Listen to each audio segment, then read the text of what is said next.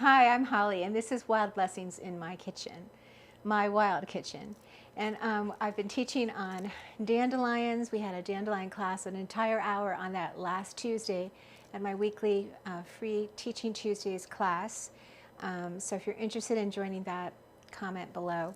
But I promised my students that we would be featuring dandelion all week, and so I went foraging yesterday to many different shopping centers, but my favorite one was a sheep farm where I got to feed a baby lamb. And in the farmer's garden, there was a pile of dandelions, and they were in really nice, fresh, aerated soil, so it wasn't hard to dig them up. And she said, "Yes, please take them." I'm like, yes. So I have all these dandelions here, and I put them immediately into a bucket of water. As soon as I dug them up, I put them with soil and all into the water so they would make the trip home safely, because I had other places to go as well. When I got home, I spent some time cleaning them off a little bit, not much, just getting most of the chunks of dirt off. And then I put them into water in my sink.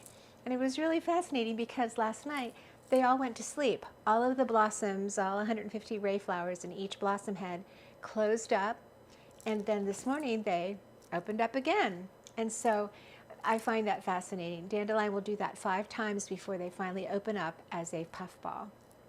So I want to show how you can eat this entire plant, how you prepare it, so that you can do this yourself. There is really probably one of the top 5 most nutritious vegetables in the world is dandelion, and they're everywhere.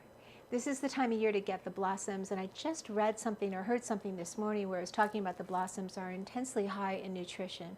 So get them in your salads. I'm going to be frittering them with a tempura batter, and I'll be doing a separate video on that. I'm so excited about that. I've got a dipping sauce that's going to be amazing. This coming Tuesday, I'm doing a dandelion celebration where several students are coming and they're all bringing dandelion dishes, and then I'll feature that on my class. So I hope you join me. All right, so here's what I have. This is what the whole plant looks like. So I dug it up by the root, and the root, of course, is amazing for dandelion root coffee, which Jason and I drink every single morning, and they can be quite long. If you leave even a tiny piece of the root in the ground, it'll come back. So I'm not going to teach on this because I just spent an hour last week doing that. I'm just trying to show you the plant. Then right above the root is the crown, the dandelion crown. And this is really important to clean because it gets all kinds of dirt inside of those stems. And all lookalikes to dandelion are edible. It may not be as palatable, but they're all edible, so I'm not going to teach on that right now. All of the stems there's 1 flower per stem with a dandelion, and they're smooth, they're not hairy, and they're hollow. So let me show you. Okay, then we go up to the sepals and the blossoms. So the blossoms are delicious. They're also good medicine. I've used the stems for making like a green bean. It's really not that great, but it's really good nutrition. So, you know, whatever. Depends on how hungry you are. The crown tastes like celery, and I've used them a lot in casseroles and roasting them with different seasonings, and they're super yummy. And the root can be either a vegetable or, like I said, you can roast it to the right darkness that you want and then grind it up and brew it into a coffee. All right, so let me show you how I clean them. So I have to go through this whole batch. Wow, look how long that root is. And I'm going to get, Jason, if you could come closer here. See how that leaf there is not, it looks like it's just not the healthiest. And I'm just cleaning off any slime, like this is kind of slimy. Getting rid of anything dirty. I'm going to turn the water down a little bit. See those little buds? Oh my gosh, those buds are super yummy. They're right there. I'm going to be pulling those off and putting those in a little bowl, and I hopefully get a ton of buds because those are super tasty as well. Here's another bud, and you want to get the buds before they've opened even once. Here's another bud. All right, so I've got that nice and clean. I'm just going to take my scissors and I'm going to cut the root right there. And I'm going to make a pile of roots on top of this plate. And then I'm going to take the crown and cut the crown right there. And I'm putting the crown inside of that bowl.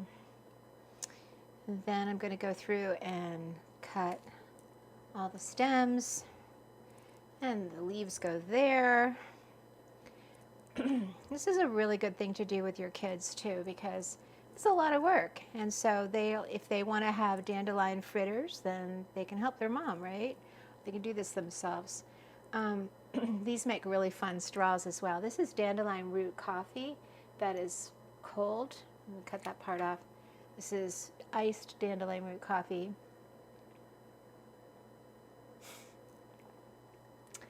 So yummy, and it's so good for your liver. So you can use that as a straw. And then you just go through and do this for this entire batch. And when you've got a bud like this bud is already opened or it's starting to open, it's really not the best time for a bud. Just put the bud there, keep the stems there, and the leaves. Take these flowers and put the flowers here. You have to really work with the flowers quickly because they close up, like I said. And they also are a good barometer for weather. You see that dirt there? I'm going to clean that off. And then I'm going to dry everything with a paper towel before I work with it. The dandelion greens, tonight we're going to eat those for dinner. And I'm going to fry up some bacon. And so Jason, this is what you're having for dinner. Frying up some bacon and then making it into a really yummy sauce. And then I'm pouring that over the dandelion greens with a little bit of orange juice in it. And then covering that with some feta cheese. So that'll be really, really nutritious and super tasty.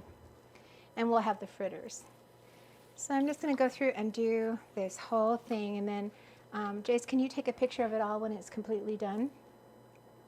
But see how that's got lots of dirt in there, and I want to get rid of that and anything that's not dandelion. So it's just kind of a good time to clean things up and to do quality control. And then I'll post the recipe, which I got from this really cool book. Here's the book. It's called The Great Dandelion Cookbook. And this is the recipe. It's called clams tempura with dipping sauce.